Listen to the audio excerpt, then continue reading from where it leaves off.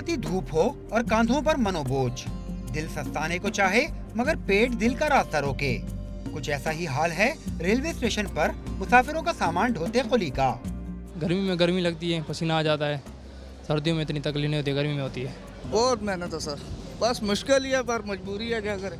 रेलगाड़ी के प्लेटफॉर्म में दाखिल होते ही इन कुलियों में बिजली सी भर जाती है। ज्यादा सामान ढोने की जद्दोजहद में जिस्म पसीने से शराबोर हो जाता है, मगर बदले में मिलने वाले मुआवजे की आस चैन नहीं लेने देती। मेहनत तो ज्यादा, मुआवजा कम है गर्मी में, लेकिन अल्लाह ही मालिक है, इसका क्या करें, मजबूरी है। मुसाफिरों की नजर कुली की मेहनत से ज्यादा अपनी जेब पर रहती है। कहते हैं कि इनके रेट बहुत ज्यादा हैं, अपना सामान खुद ही उठा लें तो बेहतर है।